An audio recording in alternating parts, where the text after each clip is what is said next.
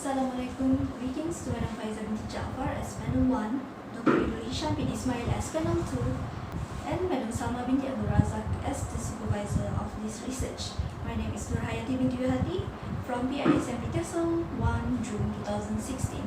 I will be presenting my thesis entitled Early Exposure and its Effects to Pupils' Motivation Towards Learning English Language. First, I will be presenting on the background of the study. As we all know, English has become a valuable asset where it enables its users to communicate effectively and become globally competitive. The Ministry of Education of Malaysia, through the Malaysia Education Blueprint, outlines 6 key attributes to enable the students to become globally competitive, and one of it is bilingual proficiency. The students of national schools in Malaysia learn English for 6 years in the primary schools and for at least 5 years in the secondary school. However, there is a vast difference in the students' second language ability, and this situation triggers many researchers to find out the factors of SLA, and some of the factors include the age of onset, length of exposure, type of input received, motivation, and perception and attitude. Looking at the factors of SLA from another stance, can factors of SLA affect one another? In a study by Wang in 2015, he asserted that SLA researchers were interested in investigating how the social environment influences the motivation of the learners. This environment of the learner could be also said as the exposure, and hence it can be said that both factors of language acquisition, which are motivation and the learning environment, were related. In the view that factors of the second language acquisition can affect one another, the current study focused on the relationship between exposure to the English language and the respondents' motivation to learn English. Next is the statement of the problem. Although English is being taught as one of the compulsory subjects in schools for 11 years, some pupils still have very low proficiency in it. One of the factors that contributed to the low English proficiency among fellow students was the limited exposure to the second language. The lack of exposure results in a lack of interest to learn that language, and the lack of interest will affect the learner's motivation to learn. There were many studies done on exposure and motivation. However, only few studies were done to investigate the relationship between exposure received by the learners and their motivation to learn the language. The closest one done was by Stephenson in 2013. However, it was done out of the Malaysian context. Therefore, to close the gap, the current research examined the types of exposure received by young learners and their motivation level for learning English, as well as finding out whether there is a relationship between both factors. The study was carried out in the Malaysian context, specifically in the Kuala Nerus area on young learners aged 10 to 12 years old. The purpose of the current study is to know the types of activities related to English that the students receive up until the data collection. In addition, the current study also aims to examine the relationship between exposure received by the learners and their motivation level towards learning English in the Kuala Nerus area. The study was guided by 2 research questions, and the first research question is, what are the types of activities received by the pupils as an early exposure to the English language? And the second one is there a significant relationship between the type of exposure between the type of, and the second one is there a significant relationship between the type of exposure received by pupils and their motivation for learning English? And the research questions were based on the 2 research objectives. The next one is the hypothesis of the study. There are 2 hypotheses, which are the null and alternative hypothesis. The null hypothesis states that there is no significant relationship between the types of exposure received by pupils and their motivation for learning English.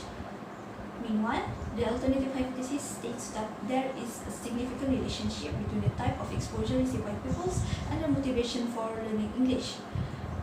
And next is the significance of the research. The findings of the study will contribute to the awareness of the importance of exposure to the target language and its effects on the learner's motivation for learning. As indicated in the review done by Stephenson in 2013, the exposure and motivation factors were more prominent factors than the other factors that were reviewed, including the age factor. Next, it can serve as a guide to educators and teachers to plan lessons that can maximize the exposure received by the pupils.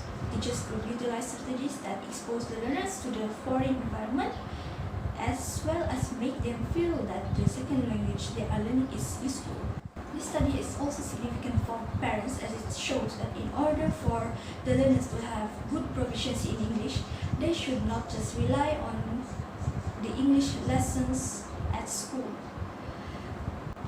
The parents have the opportunity to reinforce their children's learning, as well as influencing their children's perception in learning a language.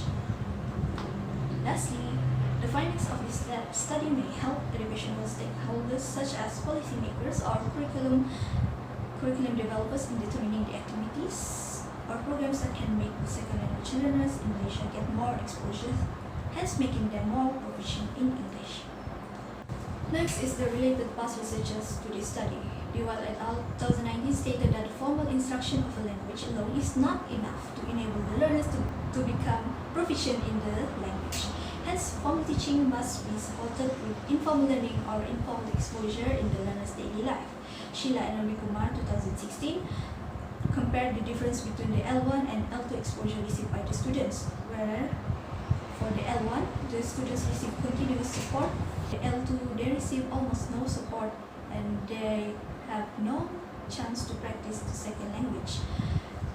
They asserted that both classroom exposure and out-of-classroom exposure are needed to improve the students' mastery of the second language. For the motivation factor, Hayatie et al. In 2016 stated that the role of motivation is more significant and effective compared to attitude in second language learning. They elaborated that the Arabs living in the territories occupied by the Israeli were fluent in Hebrew even though they have negative perception for the language. It shows that they view the language as a means of communication. Next, Alizadeh 2016 reviewed the role of motivation in second language learning, and the result of the study showed that motivation undeniably plays a vital role for learning English as a foreign or second language. And the last one was done by Stephenson in 2013. He reviewed factors that influenced the SLA and found that motivation and exposure were more prominent than the age factor. He also asserted that if learners did not get sufficient language exposure, it will hinder them from succeeding to learn the language. Next is the research design. The study adhered to the survey research design with a quantitative approach.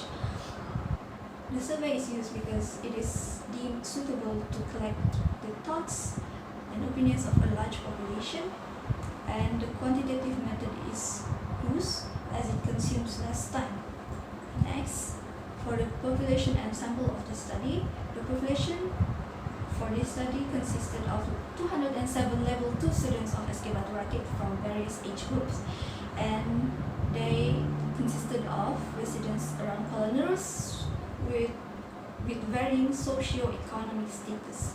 And for the sample of the study, 75 level 2 students of SK Batu Rakit were chosen through stratified random sampling. This sampling method was chosen due to the heterogeneous nature of the respondents, which has different age groups and different genders. Next one is the instruments used for data collection. There were 2 questionnaires used. The first questionnaire is in the checklist form, and it has 5 items containing the types of exposure the pupils receive until the time they were administered the questionnaire, and it is considered as valid as it was constructed through discussions and was cross-checked with the research supervisor. Some of the items and categories were also based on previous researches done on exposure, and the reliability is quite high as the value falls under the values of 0.70 until 0.77. Meanwhile, for the second questionnaire, it is adapted from Gardner's Attitude and Motivation Test battery, and this second questionnaire contains 3 sections. Section A for demographics, Section B for motivational intensity subtests, and Section C contains 2 subtests which were desire to learn English and orientation index. The validity of this second questionnaire was high because it was adapted from the AMTB that was developed over 20 years of research, and some words were changed to suit the context of the current research. The second questionnaire is quite reliable as the alpha Cronbach value is 0.815, which falls under the fairly high reliability. Before the researcher began collecting the data, the proposal was sent to the supervising lecturer, and after amending the proposal based on the comments, the approval to conduct research was obtained. Next, the researcher constructed the survey questionnaires, and the drafts was sent for cross-checking and verification. After the questionnaires were approved, the researcher selected the sample and proceeded to write a letter to obtain approval to conduct the research on the sample. After obtaining the approval, the questionnaires were administered to both the pilot study and for the actual sample. And then, after analyzing and interpreting the data, the researcher wrote the report.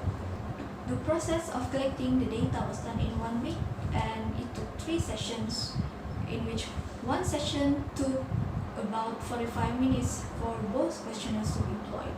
And before employing the questionnaires, the pupils were briefed instructions and how to answer the questionnaires. Questionnaire 1 was administered first, and then a break time of 2 minutes were given to the pupils, and then questionnaire 2 was distributed. It is noted that all the respondents, which were the year 6, took the shortest time to complete both of the questionnaires. Next is the data analysis procedures. The data obtained from the questionnaires was transferred to the SPSS. Then the researcher analyzed the data, in which for the RQ1, descriptive statistics such as mean, standard deviation, and frequency were used. And meanwhile, for the second research question, inferential statistics such as the Pearson correlation coefficient was used to find out the relationship between the 2 variables, which were exposure and motivation. And descriptive statistics was also used to find out the orientation index of the sample. After the analysis of data, the researcher reported the findings. Next is the conceptual framework. In this study, the independent variable is the exposure received by the learners. Meanwhile, the dependent variable is the motivation of the learners. This figure shows the relationship between the 2 variables, as well as how effective filter could influence the learner's motivation. To elaborate, the basis foundation for the current research is the SLA theory, focusing on effective filter hypothesis and motivation factor. From this conceptual framework can be seen that a learner's language learning environment or exposure could affect their motivation for learning the target language. If the learners receive exposure to fun or meaningful activities or through incidental learning, their effective filter would be lowered. When learners have no effective filter towards the idea of learning the target language, their motivation to learn would be improved. Next is the findings of the study. For RQ1, the type of activities mainly exposed to the pupils were watching cartoons with English audio and Malay subtitles, listening to English songs on the radio, and watching English YouTube video. All these activities were under the category of using audiovisual aids. Meanwhile, the least common type of exposure received by pupils is listening to English bedtime stories, which is under the category of exposure to spoken language.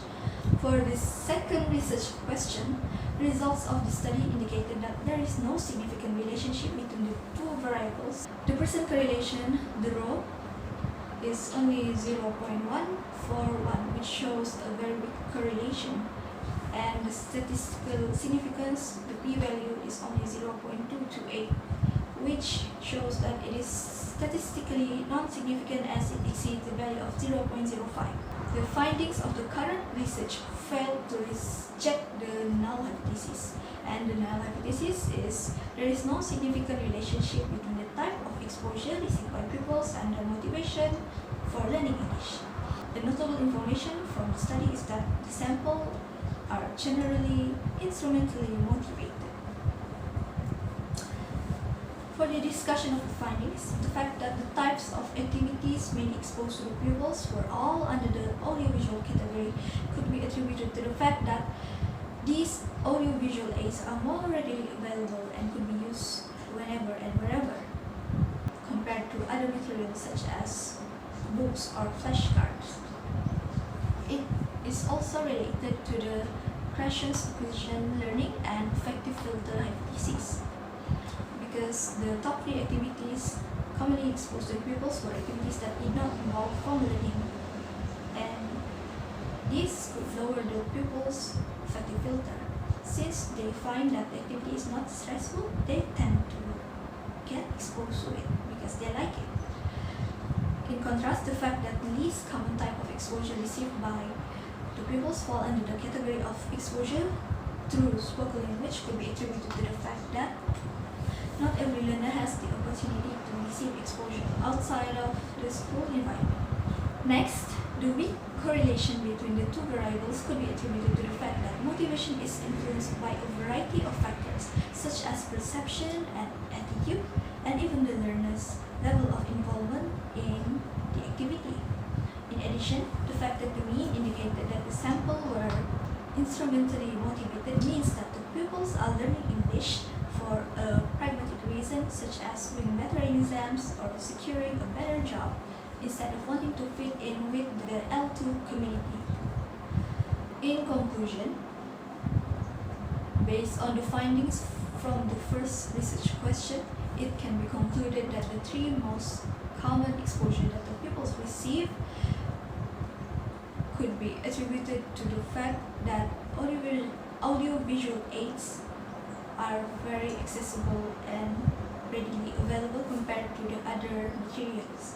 And in contrast, the most uncommon type of exposure received by pupils, which was under the category of exposure through spoken language, could be attributed to the fact that there are situations that hinder second language learning. Moreover, based on the second research question, it can be shown that the two major factors of SLA have a positive relationship, although a very weak one. This could be due to the motivation that could be influenced by a variety of factors. The current study failed to reject the null hypothesis.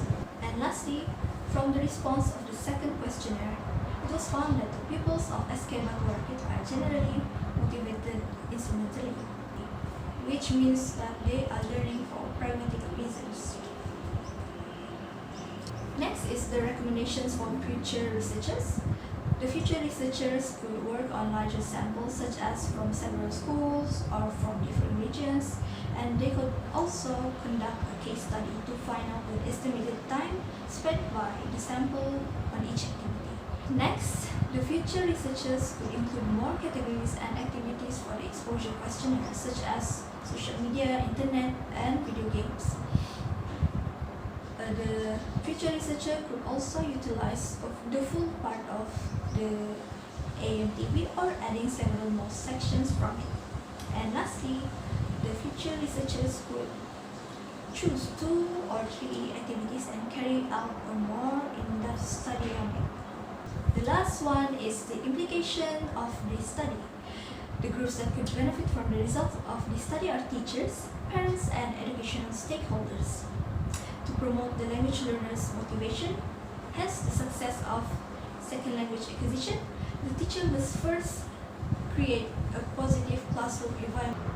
The teacher could build this environment by not being too strict and instead use encouragement and rewards so that the pupils will feel comfortable and safe. This is so that their affective filter could be lowered and they feel safe. If they feel safe and comfortable in the classroom, they will try to participate more in the activities, hence resulting in getting more exposure of the language. And the next one is by utilizing more student-centered lessons. In student-centered lessons, the learners play a more active role. One of the ways to improve motivation as well as exposure through the student-centered lessons is by integrating authentic language inputs such as audiovisual news, cartoons, or films. This will give more exposure to the pupils as well as making them more motivated because they feel that the second language that they are learning is useful in the real world. Next one, parents also play a vital role in providing second language exposure, such as by speaking to the children in English and utilizing specific learning activities to reinforce the learners' language skills, such as singing in English, and also by providing an environment that supports a learner's learning needs, such as encouraging their children to watch English videos, English cartoons, English songs, anything as long as the pupils get exposure. Lastly, based on the findings of this study, specifically for the first research question, educational stakeholders such as policymakers or curriculum developers could exploit the familiarity of the activities by integrating it into a curriculum, introducing a program based on it, or partnering with media organizations to produce TV program that focuses on promoting language learning through the television. In addition, the educational policymakers could also introduce a program in which young second language learners can interact with native speakers or other L2 learners. This kind of program would surely expose the learners to the language more as they communicate in real life. So that's all from me. Thank you.